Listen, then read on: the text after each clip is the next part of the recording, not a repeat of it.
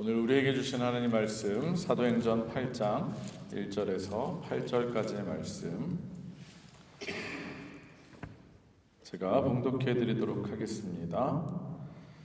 사울은 그가 죽임당함을 마땅히 여기더라. 그날에 예루살렘에 있는 교회에 큰 박해가 있어 사도회에는 다 유대와 사마리아와 모든 땅으로 흩어지니라.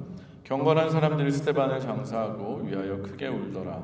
사울이 교회를 진멸할새 각 집에 들어가 남녀를 끌어다가 옥에 넘기니라.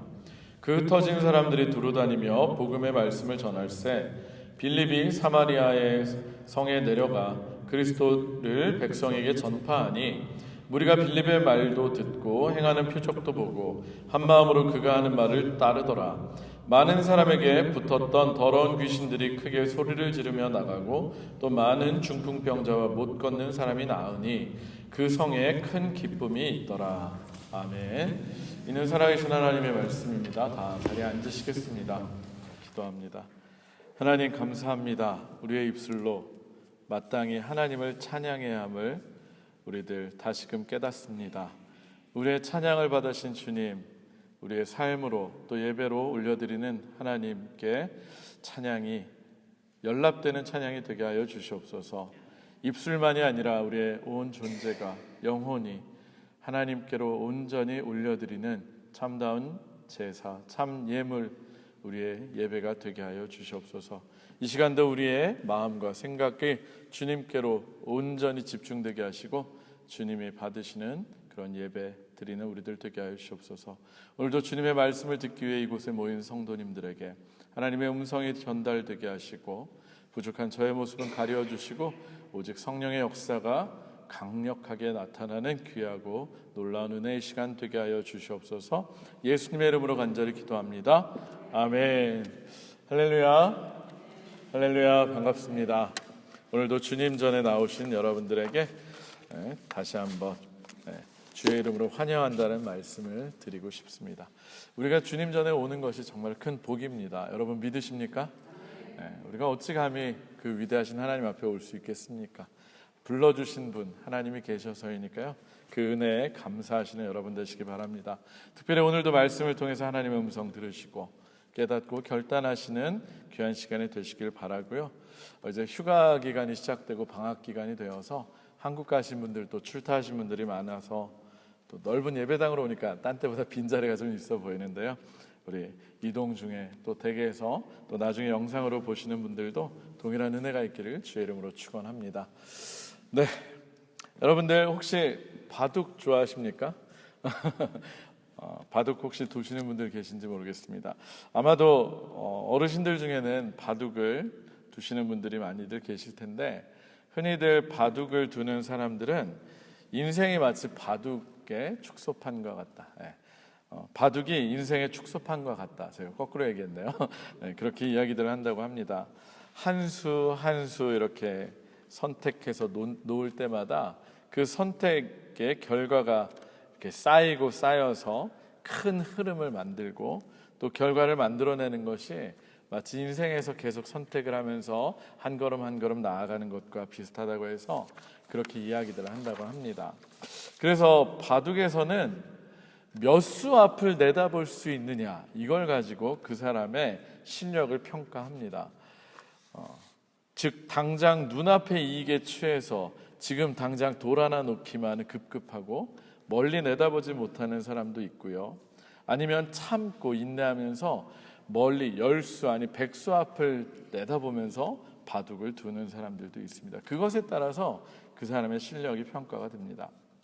혹시 뉴스를 통해서 소식을 보신 분들이 계신지 모르겠는데 지난주에 깜짝 놀랄 만한 소식이 있었습니다.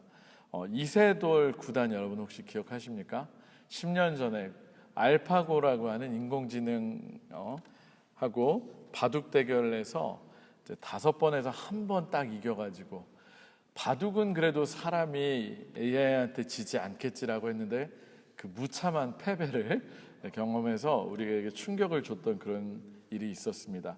그로부터 10년 만에 다시 한번 인간과 인공지능이 바둑 대결을 하는 그런 대결이 있었어요. 아마 처음들 들어보시는 것 같을 텐데 인간 대표로는 현재 세계 랭킹 1위인 우리나라의 신진서 구단이라는 그 청년이 참석을 했고요. 그리고 그 대결 상대는 이번엔 알파고가 아니고 카타고라고 합니다. 카타고. 그렇게 불리는 인공지능 AI였습니다. 제가 처음에 기사를 통해서 10년 만에 인공지능과 인간의 바둑 대결이 있다고 했을 때 솔직히 저는 이번에도 인간의 완패로 싱겁게 끝나리라고 생각하고 사실 기대를 하지 않았습니다.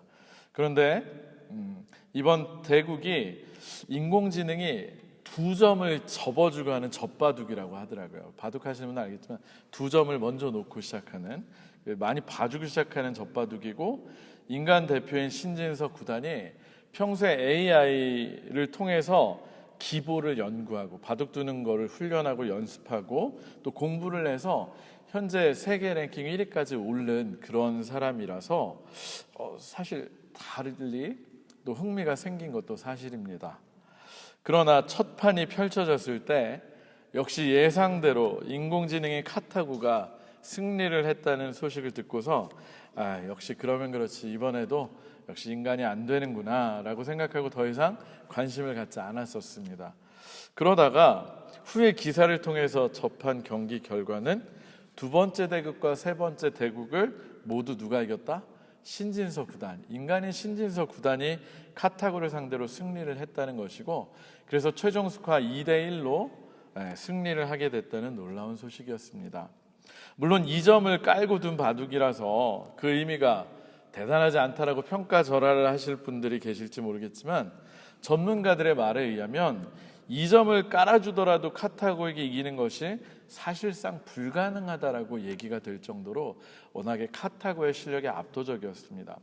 그 예로요, 여러분 이세돌 구단을 압도했던 알파고가 만약에 카타고랑 2점을 지고서 2점을 먼저 깔아주고 바둑을 둬도 100이면 100 카타고가 이길 정도로 월등한 성능을 보여주고 있다라고 했기 때문입니다. 그럼에도 불구하고 그 불가능에 가까운 일을 신진서 구단이 해냈고, 이번에 신진서 구단이 카타고와의 바둑을 이긴 것을 통해서 앞으로 인공지능 시대에 어떤 사람들이 살아남을 수 있고 또 우리는 어떻게 해야 하는지 잘 보여줬다라고 사람들이 평가를 하기 시작했습니다. 제가 설교를 시작하면서 관심도 없는 바둑 이야기를 이렇게 갑자기 신진서 구단하고 카타고의 바둑 이야기를 꺼낸 것은요, 이 대국이 그리고 신진서 구단의 모습이 우리가 신앙생활을 어떻게 해야 하는지 그 예를 잘 보여주는 것이 아닌가라는 생각이 저에게 강하게 들었기 때문입니다. 여러분, 실제로 우리는요, 하나님의 일하심과 하나님의 계획하심에 대해서 제대로 이해할 수 있습니까? 없습니까? 사실 우리는 다 이해할 수 없습니다. 다 알 수가 없어요. 그저 우리는 당장 우리의 눈앞에 펼쳐진 일들만 보고서 그저 그것에 반응하기에도 급급한 것이 우리들의 현실입니다. 그런데 정작 하나님은요, 전지전능하시고 특별히 우리의 삶에 계획을 가지고 계셔서 또 그리고 실수하지 않으시는 그런 하나님이시기 때문에 우리들의 신앙생활에 있어서 하나님과 그분의 계획을 이해하려고 애쓰고 또 그에 대해서 신뢰하는 것, 순종하는 것이 굉장히 중요하다는 것입니다. 그리고 그분의 계획하심과 뜻을 보는 눈이 열리는 것이 반드시 필요합니다. 왜냐하면 하나님에 대한 신뢰, 그리고 그분의 일하심과 계획을 믿는 믿음, 그리고 그 믿음을 가지고 그대로 행하는 순종이 바로 우리들의 신앙생활을 또 우리의 인생을 성공과 실패로 나누게 되는 결정적인 요소가 되기 때문입니다.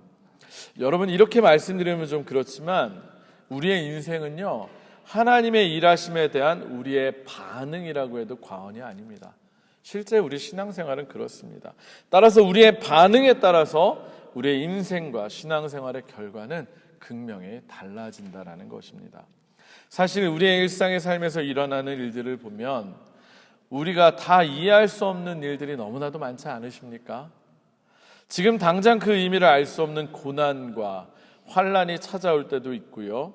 또 우리를 힘들게 하는 시험이 불쑥 예고도 없이 찾아올 때가 얼마나 많습니까? 그래서 그 모든 일들에 대해서 우리가 정말로 때마다 올바르게 반응한다는 것은 사실 진짜로 어려운 일입니다. 따라서 그런 인생의 모든 시기마다 우리에게 진짜로 필요한 것은 우리의 생각을 뛰어넘으시며 우리에게 늘 선한 길을 제시하시고 또 우리를 사랑하시는 하나님께서 우리의 삶을 주관하고 계신다라고 하는 믿음입니다. 반드시 우리는 그 믿음을 잃지 않아야 합니다. 그리고 그 믿음을 바탕으로 우리가 미처 생각지도 못한 방법으로 또 생각하지 못한 것까지도 계획하시며 우리 인생들을 이끌고 계신 하나님의 계획에 대한 신뢰와 순종이 있을 때 우리의 인생을 승리할 수 있는 인생이 될 수 있다는 것입니다. 서론이자 결론인데 좀 많이 길었습니다. 지난주에 우리는 성령의 역사에 의해서 성장을 거듭해 가던 그 초대교회 시련이 찾아온 것을 보았는데 이 시련을 어떻게 우리가 바라볼 수 있는가 관점이 필요해서 제가 이런 말씀을 드렸습니다. 특별히 교회의 문제를 해결하고자 세운 성령과 지혜가 충만한 7 집사 중에 한 명인 누가 공회에 잡혀가서 죽었습니까? 스데반 집사 맞습니다. 스데반 집사가 공회에 잡혀갔고요. 신문을 당하다가 결국은 유언과도 같은 마지막 설교를 끝으로 예수님의 모습처럼 그렇게 끝내는 순교를 당하는 장면을 우리는 보았습니다. 예상되는 자신의 죽음 앞에서도 당당하게 진리를 선포하며 또 자신을 죽이려던 자들을 용서하고 품던 그의 모습은 정말이지 예수님께서 십자가에 달려 돌아가실 때 그 모습과 크게 다르지 않았습니다. 여러분, 그럼에도 불구하고 결국 그는 어떻게 된 것입니까? 돌에 맞아서 죽는 비참한 죽임을 당한 것은 사실입니다. 인간의 눈으로 단순하게 바라보자면 그의 인생은 억울한 인생이었고요, 불쌍한 인생이었고 그의 죽음도 역시 비참하고 비극적인 죽음이 아닐 수 없었습니다. 그래서일까요? 오늘의 본문 2절에 보면 경건한 사람들이 스데반을 장사하고 그를 위해서 어떻게 했다고 나옵니까? 크게 울었다라고 합니다. 그를 위해서 크게 울 만큼 그의 인생은 비극적인 결말을 맺은 것처럼 보여지고요, 또 비극적인 죽음인 것처럼 보여졌기 때문에 많은 사람들이 크게 목 놓아 울었던 것입니다. 그런데 여기서 중요한 것은 하나님께서 이 사람들과 달리 하나님께서 그의 죽음을 어떻게 기억하셨느냐 하는 그 방식입니다. 우리가 지난주에 살펴본 것처럼 하나님께서는 그의 죽음을 누구의 죽음처럼 받아들이셨습니까? 예수님의 죽음처럼 기억하시고 받아들이셨습니다. 그리고 그런 그의 영혼을 어떻게 하셨습니까? 예수님께서도 일어나셔서 친히 맞이해 주셨습니다. 결국 그의 죽음이 우리 눈에 보이는 것처럼 그저 슬프고 안타깝고 허망한 죽음이 아니라는 것을 우리들에게도 너무나 명확하게 보여준다는 그것입니다. 여러분, 실제로 하나님께서 허락하셨기 때문에 그의 죽음이 가능했던 것이었고요, 하나님은 그의 죽음을 통해서 더 크고 놀라운 계획이 있으셨다고 하는 것입니다. 할렐루야. 여러분, 그에 반해서 아마도요, 대제사장을 비롯한 당시의 유대교 지도자들과 또 공회원들, 그리고 사람들을 충동해서 스데반을 죽게 한 배우인 사탄은요, 스데반의 죽음을 통해서 교회가 그리고 복음이 꺾일 것이라고 생각을 했던 것 같습니다. 그래서 실제로 스데반의 죽음 이후로 이 기세를 몰아서 유대교 지도자들과 사탄은 죄송합니다. 교회를 없애기 위해서 극심한 핍박을 가하기 시작했습니다. 아주 기독교의 뿌리를 뽑기 위해서 말입니다. 우리 함께 오늘의 본문 사도행전 1장 후반절과 3절의 말씀을 같이 읽었으면 좋겠습니다. 사도행전 8장 1절의 후반절과 3절의 말씀을 같이 읽겠습니다. 그날에부터요. 같이 읽습니다. 시작. 그날에 예루살렘에 있는 교회에 큰 박해가 있어 사도 외에는 다 유대와 사마리아 모든 땅으로 흩어지니라. 3절입니다. 사울이 교회를 진멸할새 각 집에 들어가 남녀를 끌어다가 옥에 넘기니라. 아멘. 스데반이요, 신성 모독죄로 돌에 맞아 죽은 것만 해도 가히 충격이 아닐 수 없는데 엎친 데 덮친 격으로 예루살렘 교회에 큰 박해가 가해졌고요, 사울이 교회를 진멸하러 각 집에 들어가 남녀를 끌어다가 옥에 넘겼다, 가뒀다라고 합니다. 이때 3절에 사용된 잔멸할세라는 단어가 원어로 그 뜻을 보면요, 들짐승이 밭에 들어가서 마음껏 짓밟고 헤집어 놓는 그런 모습을 나타내는 단어라고 합니다.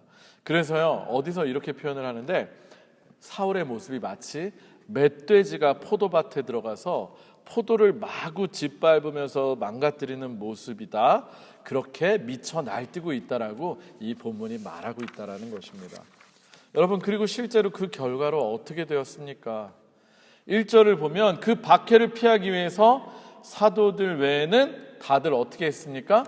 유대와 사마리아 모든 땅으로 흩어졌다라고 나오고 있습니다. 여러분, 앞서 말씀드린 것처럼 그들의 계획대로 수천 명의 사람들이 복음을 듣고 동시에 회개해서 세례받고요, 또 예수님을 믿고 따르는 제자가 급성장하던 예루살렘 교회가 이번에 스데반의 순교와 박해로 인해서 뿔뿔이 흩어지게 되고요, 사도들을 제외한 사람들을 제외하고는 다 떠나고 교회가 무너지는 것처럼 보였던 것입니다. 사랑하는 성도 여러분, 정말로 여기까지만, 이렇게 보여지는 현상, 겉으로 보여지는 모습까지만 보면 복음이 더욱 전파되고 교회가 성장하는 것을 막아서 궁극적으로 교회를 무너뜨리려고 했던 유대교 지도자들과 또 그들의 뒤에서 그들을 조종하고 있던 사탄의 세력이 이긴 것 같지 않으십니까? 겉으로 보여지는 모습만 보면 정말로 그렇게 비춰집니다. 그런데 바로 이어지는 4절을 보면 놀라운 반전이 일어나고 있음을 알 수 있습니다. 우리 함께 4절의 말씀들 읽겠습니다. 4절입니다. 시작. 그 흩어진 사람들이 두루 다니며 복음의 말씀을 전할세. 아멘.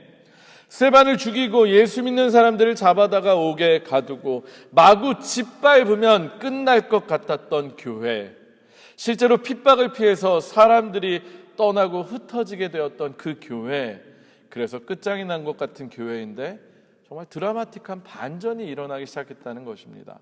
박해를 피해서 흩어진 사람들을 통해 오히려요, 복음이 유대 땅 전체와 사마리아 지역까지 퍼져나가기 시작했다는 것입니다. 할렐루야, 할렐루야. 사랑하는 성도 여러분, 특별히 오늘의 본문 말씀인 사도행전 8장은요, 그렇게 흩어진 사람들 중에서 빌립을 통해 사마리아 지역에 복음이 선포되고 그곳에서 놀라운 일들이 일어나고 있음을 우리들에게 생생하게 보여주고 있는 기록입니다. 그런데 여기서 이야기하고 있는 이 빌립이 누구인지 여러분 기억나십니까? 빌립이 누구입니까? 네? 앞서 초대교회에 문제가 생겼을 때 그 문제를 해결하기 위해서 뽑은 7명의 집사 중에 한 사람이 바로 이 빌립이고요, 스데반 다음으로 그 이름이 기록되어 있습니다. 여러분, 사실 성경에 이름이 기록될 때 그 순서도 굉장히 중요하거든요. 그 사람의 중요도와 능력에 따라서 이름이 기록되는 순서가 결정돼요. 그래서 중요한 인물일수록 먼저 앞에 기록이 됩니다. 그래서 스데반 다음으로 빌립의 이름이 기록되어 있다는 것은 무엇을 의미하는 줄 아십니까? 이 사람 빌립도 스데반 집사 못지않게 그렇게 능력이 있는 사람이라는 것을 의미합니다.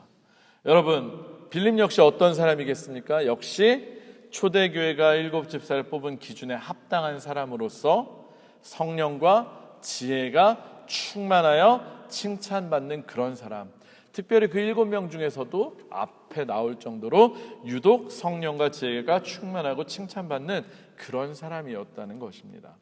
따라서요, 여러분, 빌립도 성령과 지혜가 충만한 사람이었기 때문에 그가 박해를 피해서 예루살렘을 떠나 사마리아 지역으로 간 것도요, 그리고 자신의 발걸음이 닿은 곳에서 두루 다니며 복음의 말씀을 전할 수 있었던 것도 결국 누가 계획하시고 누가 인도하신 것이겠습니까?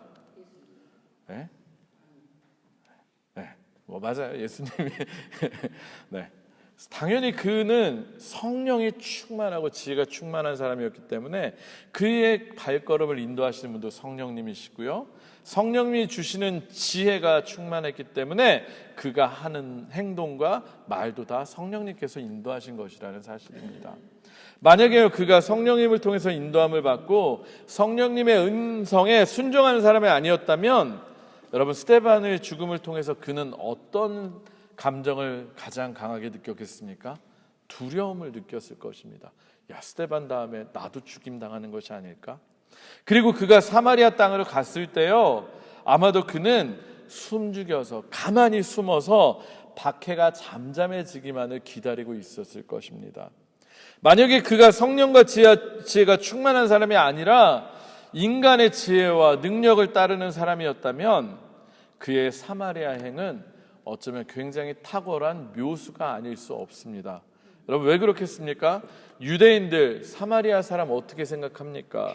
사람들을 상종하는 것조차 싫어해서 개, 돼지로 여기고, 그래서 일부러 지름길인 사마리아 길을 통해서 가는 길을 마다하고 멀리 삥 둘러서 다닐 정도로 사마리아 땅을 지나는 것조차 좋아하지 않는 게 바로 유대인들입니다.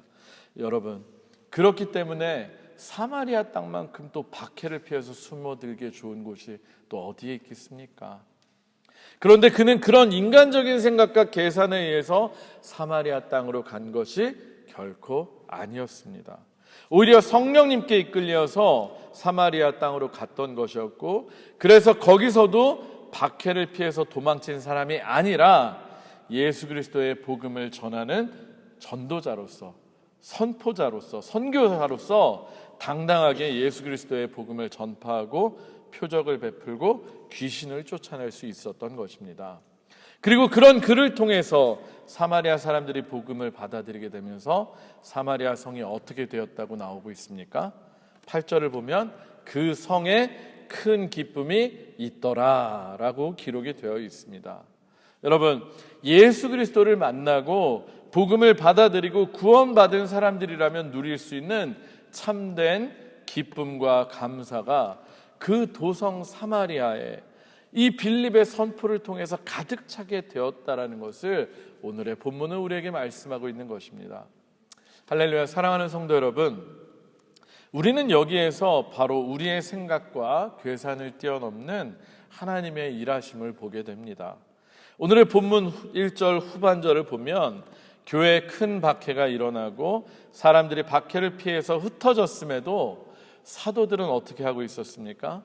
여전히 예루살렘 교회를 지키면서 예루살렘에 남아 있었던 것을 우리는 보게 됩니다.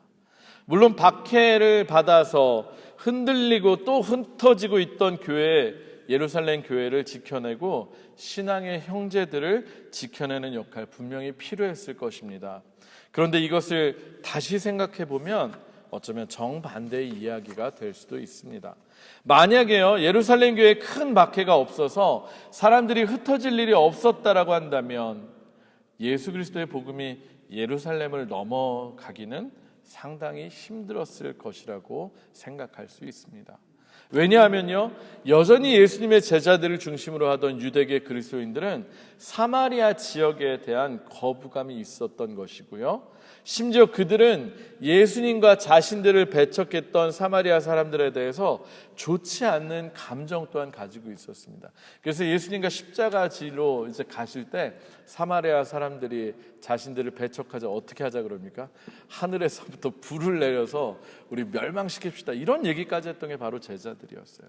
그래서 복음을 전파하기 위해서 굳이 사마리아 땅으로 자원해서 가기는 쉽지 않았을 것입니다.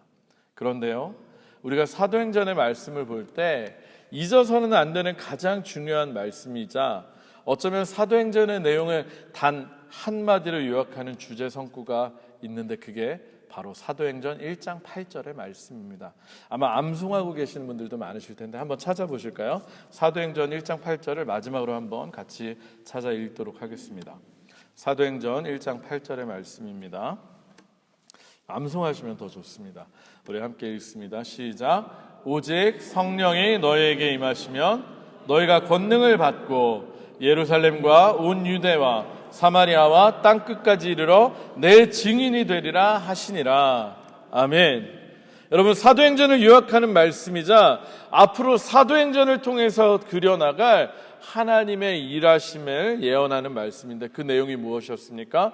오직 성령이 너에게 임하시면 너희가 무엇을 받고? 권능을 받고 능력을 힘입어서 어떻게? 예루살렘과 온 유대와 사마리아와 땅끝까지 내 증인이 되리라. 아멘.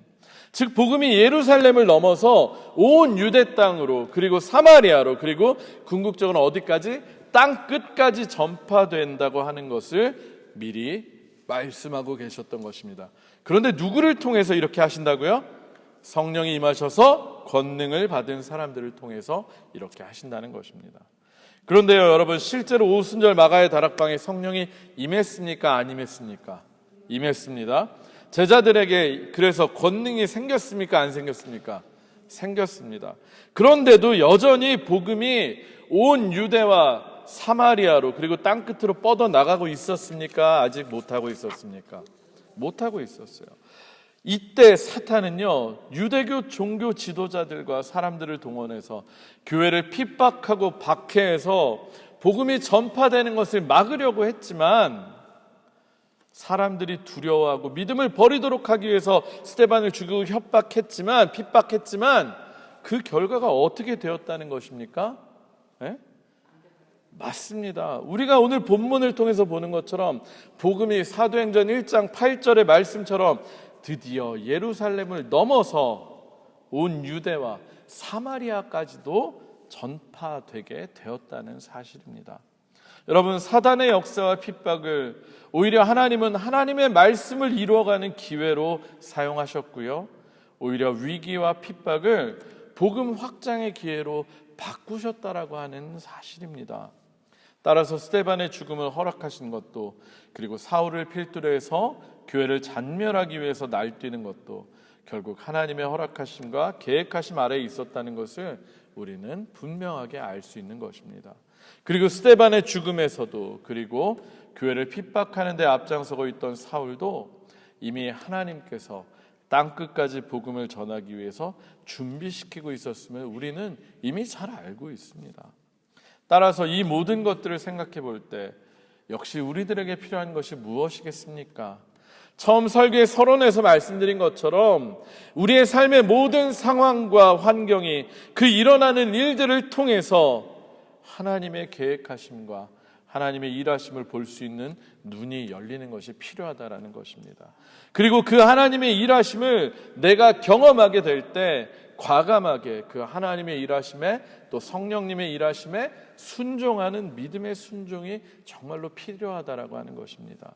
하나님의 계획하심과 그분의 선하심을 먼저는 믿어야 하고요, 그래서 날마다 나의 삶 속에 일어나는 일들을 통해서 그분의 뜻하신 계획을 묻고 또 물으면서 그분의 손에 우리의 삶을 맡기는 것, 그것이 정말로 우리들에게 필요한 것이라는 사실입니다.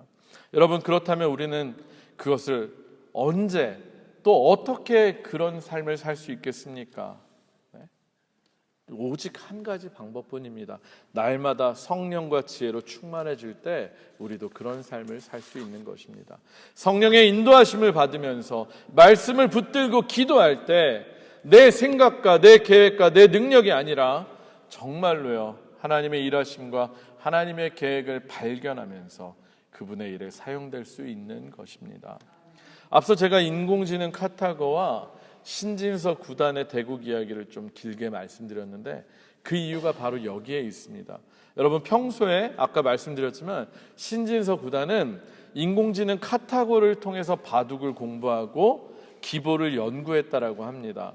그래서 그는 인공지능이 왜 이렇게 바둑을 두고 수를 계산했는지 이해하려고 노력하고 또 노력하면서 배워왔고요, 그래서 인간이 흔히 생각하지 못하고 계산하지 못하는 것까지 수익기를 배우고 또 따라할 수 있었습니다. 그래서 이 사람 별명이 신공지능이라고 한다고 해요. 사람들하고 대국할 때 마치 컴퓨터하고 두는 것처럼 그렇게 잘한다고 해서 신공지능이라고 불린다고 합니다. 여러분, 그렇게 훈련하고 준비할 수 있었기에 인공지능이 던지는 유혹이나 승부 방식을 예측할 수 있어서 전체적인 기세를 빼앗기지 않고 바둑을 끌고 갈 수 있었고, 결정적인 순간에는 직관적인 도전과 위험을 감수하는 수, 알파고 카타고는 결코 두지 않을 그럴 승부수를 던짐으로 인해서 안정적으로 계산만 하던 카타고의 의표를 찌르고 무너뜨릴 수 있었다라고 합니다. 여러분, 이와 마찬가지로요, 우리도 늘 성경 말씀을 통해서 지금까지 우리의 인류의 역사를 통해서 하나님이 어떻게 일해 오셨는지, 또 하나님이 일하시는 방식은 무엇이고 사단은 어떻게 역사하는지를 배우고 읽고 익힌다라고 한다면 우리는 삶의 현실에서 일희일비하지 않을 수 있습니다. 그리고 우리의 인생 전체를 관통하는 하나님의 선하심과 그분의 계획을, 그리고 성령님을 통해서 배우게 되고 또 인도함을 받을 수 있기 때문에 때때로 고난과 환난이, 그리고 시험이 찾아와도 흔들리지 않을 수 있다라는 것입니다. 그리고 우리를 유혹하는 사단의 유혹도 알아챌 수가 있는 거예요. 그래서 넘어가지 않을 수 있어요. 그리고 결정적인 순간에는 하나님의 계획과 선하심을 믿는 믿음이 있기 때문에 그분에게 인생을 맡기면서 인생의 승부수를 던질 수도 있고요, 또 그렇게 할 때 우리의 인생을 정말 스데반처럼, 빌립처럼 하나님이 사용하시는 승리하는 인생을 살 수 있다라는 것입니다. 자신이 공회 앞에서 예수 그리스도의 복음을 선포하면 어떻게 될지 알면서도 보통의 사람이라면 두려워서 할 말 못하고 거짓으로 둘러댔을 그럴 상황에 하나님의 일하심과 계획을 볼 수 있었기 때문에 스데반은요, 당당하게 복음을 선포할 수 있었습니다. 그가 자신을 죽이려고 달려드는 사람들을 용서하면서요, 마지막까지도 예수님의 모습을 보여주며 하나님의 뜻에 순종할 수 있었던 것은 그가 마지막에 하늘이 열리고 하나님과 예수 그리스도가 자신을 맞이하기 위해서 그렇게 서 계신 것을 볼 수 있는 영안이 열렸기 때문에 그는 두려워하지 않을 수 있었습니다. 그가 늘 성령이 충만해서 하나님의 계획하심을 볼 수 있었고 또 인도하심을 따르는 자였기 때문에 가능했던 일입니다. 그리고 결국 그래서 하나님의 신실하심을 믿고 따르는 믿음의 순종으로 인생의 승부수를 던졌고 그리고 결국은 순교자로서 승리하는 삶을 살 수 있었던 것입니다. 여러분, 그리고 그의 그런 승부수와 승리는요, 개인의 승리로 끝난 것이 아니고요, 교회가 그리고 복음이 예루살렘 밖으로 뻗어나갈 수 있는 그런 길을 열었던 것입니다.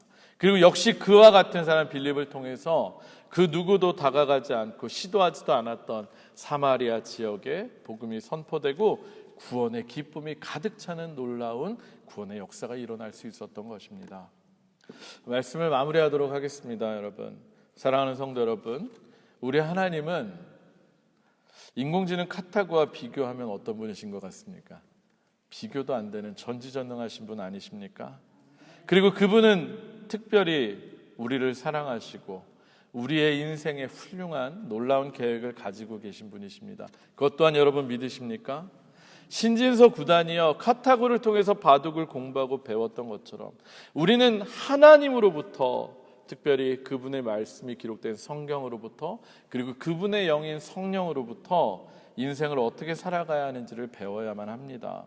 그리고 젖바둑을 둔 것처럼요, 우리 스스로의 교만을 내려놓고 하나님 앞에 먼저 맡겨드리는 인생을 살아야 돼요.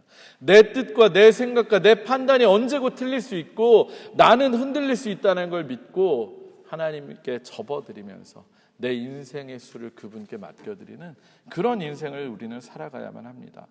여러분, 실제 우리의 인생의 주인이 누구십니까? 하나님이 주인 아니십니까? 하나님은 우리들 각자에게 다 선한 계획을 가지고 계심을 여러분 믿으십니까? 때로는 우리의 삶에 찾아오는 예상 못한 환난이나 어려움들, 그리고 시험도 결국은 우리를 성장시키시고 더 크게 보면 하나님의 큰 뜻을 이루시기 위한 과정일 수 있습니다. 중요한 것은요, 우리들이 그 모든 일들에 진짜 제대로 반응을 하느냐 그렇지 못하냐 하는 것입니다.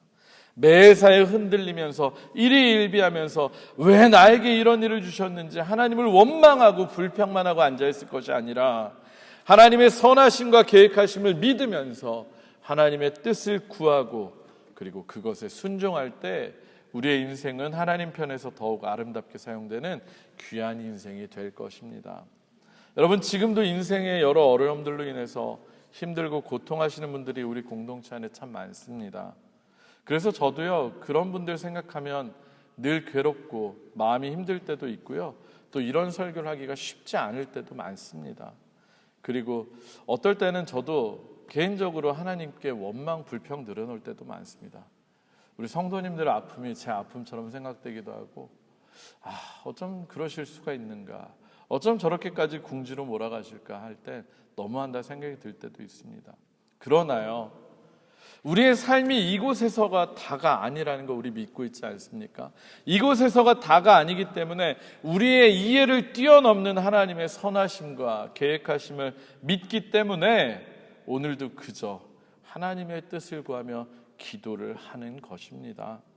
그리고 결국에는 우리가 고백할 것이 하나님이 이것을 위해서 이렇게 하셨구나 라는 은혜와 감사의 고백임을 믿기에 또 그렇게 기도하는 것입니다. 여러분, 평생 신앙생활 하시면서 뭐 하나 얻으셨습니까?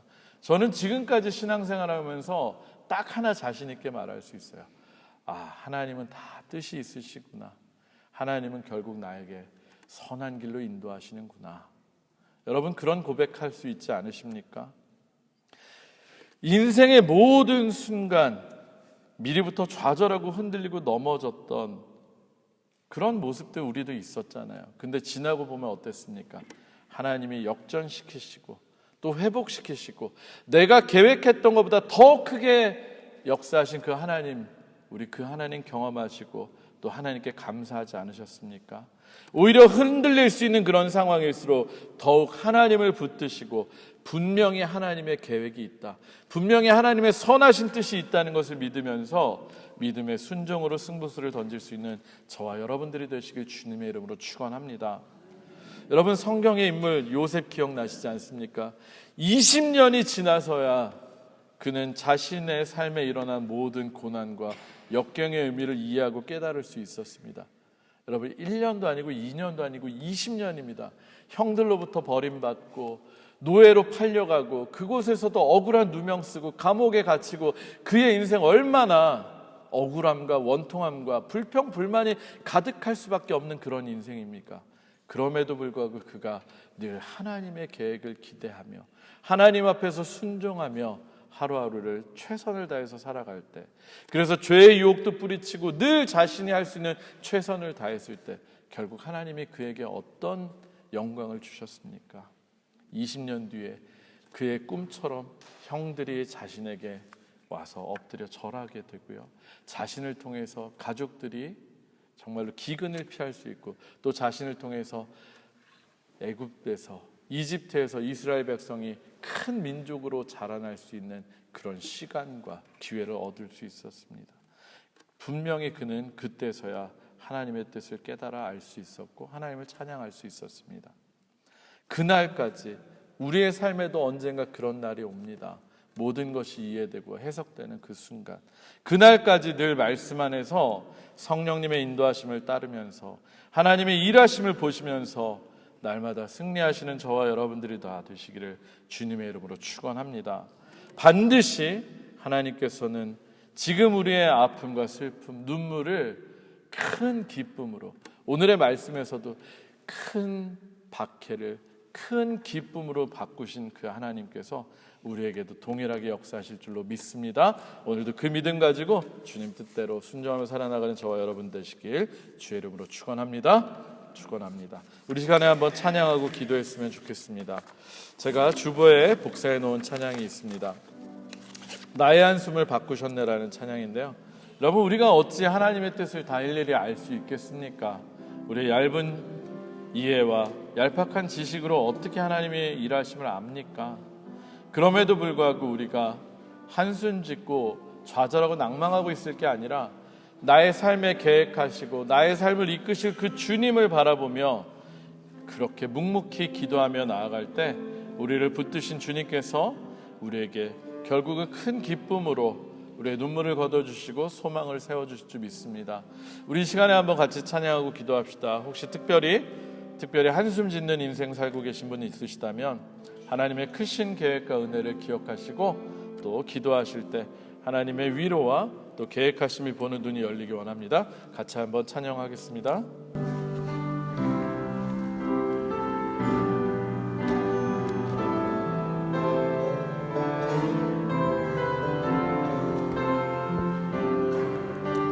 고달픈 삶의 은혜도 무뎌지고 고달픈 삶의 은혜도 펴지고 곧 사라질 것에 내 맘 두네.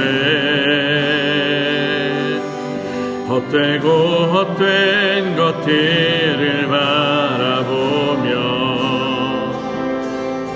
그 은혜를 놓치며 살았네.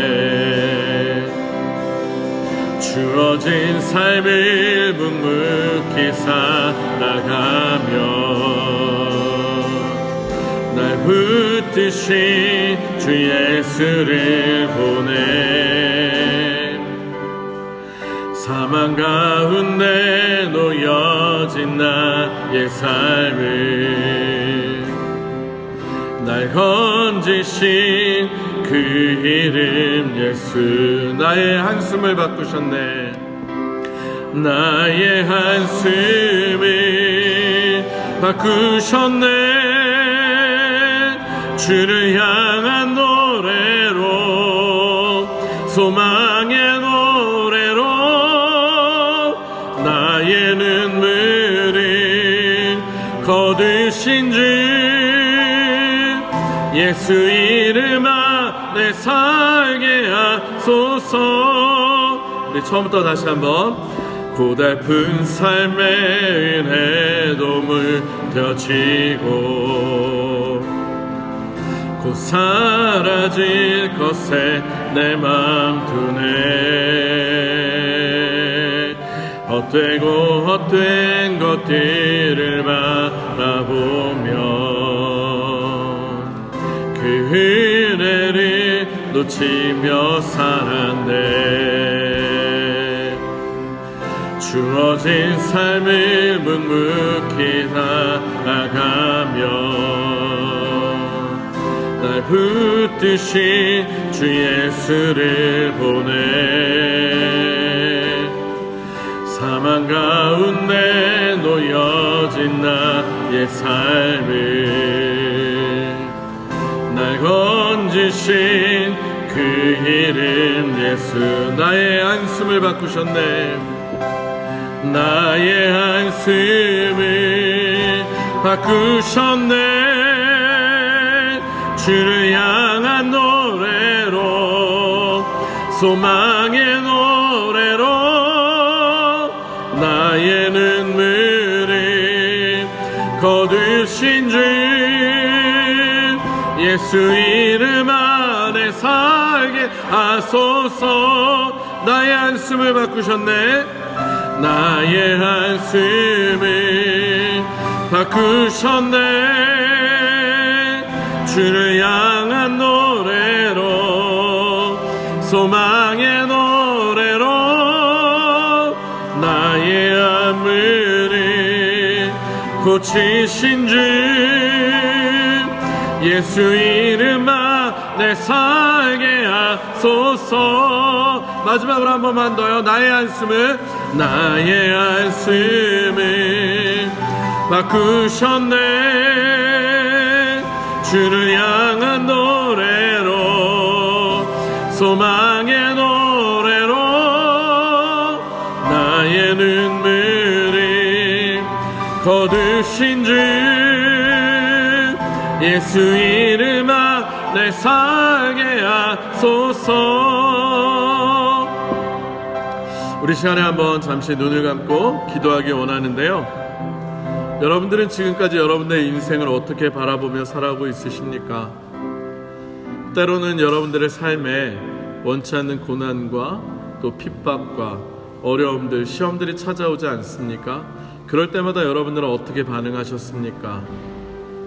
그때마다 원망과 불평하고 하나님이 살아계시는 것은 맞는지 하나님을 의심하지 않으셨습니까? 그러나 오늘의 말씀이 우리에게 분명하게 말하는 것은 우리에게 있어서 하나님은 선하신 분이시고 우리의 계획과 생각과 기대를 뛰어넘는 놀랍고 위대하신 분이라는 사실입니다. 특별히 그 하나님이 바로 우리를 사랑하시는 아버지 되시는 분이십니다. 때때로 우리의 삶에 해석할 수 없고 이해할 수 없는 아픔과 고통이 찾아오더라도 그것은 하나님 편에서 우리를 더욱더 주의 자녀로 바로 세워주시기 위해서 우리를 통해서 누군가를 살리고 또 회복시키고 또 하나님의 큰 구원과 하나님의 나라와 복음의 확장을 위해 우리들을 제물 삼기 위해서 하나님께서 사용하시는 그런 일들일 수도 있습니다. 하나님, 우리들 어차피 이 세상 살아가면서 한 번 왔다 한 번 가는 인생 아닙니까?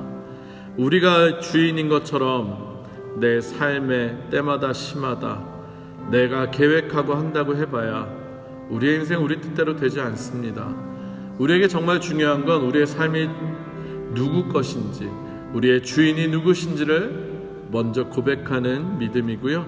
그래서 그 주님 대신 우리 주님의 뜻을 이해하려고 애쓰고 노력하며, 특별히 성경을 통해서 하나님께서 어떻게 역사하셨고 어떻게 지금까지 일하셨고 또 지금 성령님을 통해서 우리에게 뭐라고 말씀하신지를 듣는 지혜가 우리에게 필요한 줄로 믿습니다.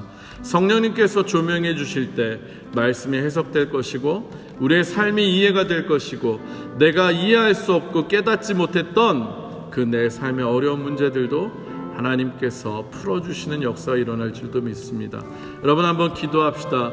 정말 우리가 말씀을 보는 눈이 열리고 하나님의 일하심을 보는 눈이 열려서 우리의 삶을 해석하는 방식이 달라지게 해달라고 기도합시다. 그리고 그 해석하는 눈으로 정말로 하나님께서 우리의 삶을 사용하시기에 합당한 때에 합당한 방식으로 우리의 삶을 드릴 수 있는 믿음의 순종이 있게 해달라고 한번 기도합시다. 그럴 때 여러분들을 통해, 우리를 통해 마치 오늘 빌립을 통해 사마리아 땅에 복음이 열리고 피난 갔던 것처럼 보였던 정말 도망친 것 같은 사람들이 알고 보니 하나님께서 파송한 복음의 파수꾼들이었음을 우리들 본 것처럼 여러분들의 삶도 나의 삶도 하나님이 사용하실 줄로 믿습니다. 우리 그 믿음 가지고 한번 하나님께 기도합시다. 우리의 인생을 보는 눈이 열리게 해달라고, 하나님의 믿음을 보는 눈이 열리게 해달라고 한번 같이 기도하겠습니다. 하나님 감사합니다. 오늘의 말씀을 통해서 우리가 정말로 어떻게 인생을 살아가야 될지, 우리가 매일의 삶에서 어떤 식으로 우리의 삶을 해석하며 이해하며 우리의 삶의 역할이 내가 해야 될 일이 무엇인지를 깨달을 수 있는 은혜를 주시니 감사합니다. 하나님, 우리의 삶 속에서 우리가 알 수 없는 미래들, 우리가 해석할 수 없는 나에게 일어난 일들 때문에 때로는 고통 속에, 때로는 신음하고 하나님을 원망하고 불평하기도 합니다. 하지만 하나님께서는 우리의 생각, 얄팍한 우리의 계산을 뛰어넘는 분이시며 우리가 보지 못하는 인생의 저 멀리까지도 하나님 계산하시고 계획하시고 우리를 인도하시는, 그러나 우리를 사랑하시는 선하신 하나님이심을 믿습니다. 하나님, 우리들 그 주님의 계획에 우리의 뜻을, 우리의 생각을 일치시키기 원합니다. 하나님이 계획하셨던 그 자리에 하나님이 뜻하셨던 그 은혜를 누리며 우리들이 그 역할을 감당할 수 있도록 도와주시고, 하나님 특별히 성령과 지혜가 충만해져서 우리가 하나님의 도구로 귀하게 쓰임받을 수 있도록 특별히 저와 우리 성도님들이, 우리 교회가 쓰임받을 수 있는 교회 되게 하여 주시옵소서. 하나님, 우리의 생각과 뜻으로 우리의 인생을 살아나가지 않기 원합니다. 하나님, 우리 인생을 계획하셨고 주관하시며 주인 되시는 하나님의 뜻을 늘 믿고 신뢰하는 믿음이 있게 하시고 그 믿음대로 결단하는 은혜가 있게 하시고, 그래서 우리의 삶의 마지막 순간에 우리의 삶을 아름답게 사용하신, 아름답게 세워나가신 그 주님을 찬양하며 감사할 수 있도록 우리들 인도하여 주시옵소서. 우리들 정말로 말씀을 통해 매일의 삶 속에서 성령님의 인도하심을 받기 원합니다. 하나님이 어떻게 일하시며 하나님은 누구를 통해 일하시는지 다시금 깨달으며 그 하나님의 쓰임에 합당한 자가 되길 원하고, 늘 성령의 충만함으로 하나님 지혜 있는 자, 명철 있는 자, 하나님을 경외하는 자, 하나님께 인생을 맡기고 그 인생을 하나님이 이끄시는 복된 인생 살아나갈 수 있는 우리들 되게 하여 주시옵소서. 예수님의 이름으로 간절히 기도합니다. 자, 잠시 기도하겠습니다. 하나님 감사합니다. 사도행전의 말씀을 보면 볼수록 우리의 삶의 주인이 하나님 되심을 다시금 고백하게 됩니다.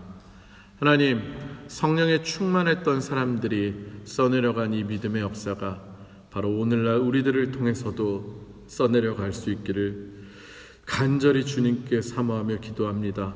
그러기 위해서 우리들 내 시각과 내 생각이 아니라 하나님의 눈으로 하나님의 계획하심을 보며, 때로는 나에게 힘들고 어렵고 핍박이 또 고난이 찾아오더라도 하나님의 도구로 사용될 수 있다면, 하나님의 일에 귀하게 사용되고 하나님의 나라를 확장하는 일이라면 우리들 스데반처럼 심지어는 우리의 목숨까지도 바쳐서 하나님의 일을 감당할 수 있는 그런 능력과 용기와 믿음을 우리에게 허락하여 주시옵소서. 하나님, 성령이 너희에게 임하시면 너희가 권능을 받고 예루살렘과 온 유대와 사마리아와 땅끝까지 이르러 내 증인이 된다고 하셨는데, 오늘날에도 여전히 하나님께서는 땅끝까지 주의 복음을 들고 나가는 자들을 통해 주의 나라를 확장하고 계신 줄로 믿습니다. 하나님, 우리들 그저 내가 속한 사회 속에서만 근시안적인 생각을 가지고 나에게 유익한 것만 달라고 떼쓰는 어린아이들과 같은 신앙에서 벗어나서 이제 하나님의 일하심을 보며 하나님의 역사하심 속에서 내 인생이 어떻게 사용되고 하나님께서 계획하셨는지를 볼 수 있는 눈과 순종하는 믿음이 있게 하여 주시옵소서.